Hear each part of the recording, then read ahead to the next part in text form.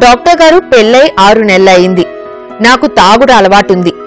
కొద్దిగానైనా మద్యం తీసుకుంటే గాని ఇంటికి వెళ్ళను. మా ఆవిడకు కూడా అలవాటైపోయింది.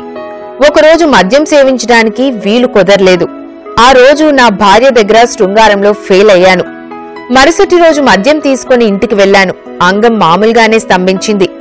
మద్యం తీసుకుంటే గాని నేను శృంగారానికి పనికిరానా అని అడుగుతున్నారు. కాదండి, మద్యం తీసుకుంటే సెక్స్ చేశాను. మద్యం జనరల్గా అంటే వీళ్ళు భయాలు ఉన్నాయన్నమాట. ఇన్హిబిషన్స్, సంథింగ్ ఇన్హిబిషన్స్ ఏమున్నాయి అంటే ఎప్పుడైతే మద్యం తీసుకుంటారో, మందు కొడతారో ఆ ఇన్హిబిషన్స్ పోతాయి, హుషారుగా జరిగిపోతారు, అవన్నీ మర్చిపోతారు.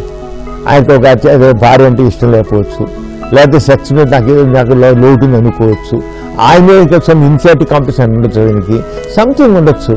అవన్నీ మద్యం తీసుకోగానే అవన్నీ మాస్క్ అయిపోతున్నాయి. ఆయనకి ఆయన చేతి ఏంటి నాలో ఉన్న లోపం, నా మనస్తత్వంలో ఏంటి లోపం ఉంది అంటే సైకాలజిస్ట్కి వెళ్ళి ఒకసారి కౌన్సిలింగ్ పొంది, డాక్టర్కి వెళ్ళి కౌన్సిలింగ్ పొందాలి. అసలు ఏంటి అసలు సైకో ఎనాలిసిస్ చేయాలి.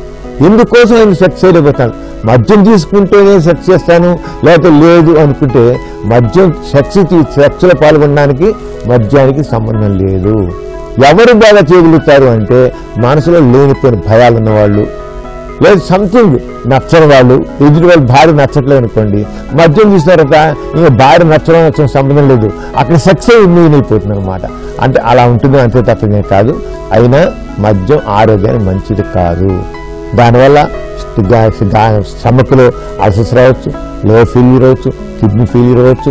ఏం లేదు, ఈయన ఇవాళ కొద్దిగా తీసుకున్నారు, కొద్దిగా వ్యసనం అయిపోతుంది. అదే మద్యం మంచిది కాదు, మానేమంటాను.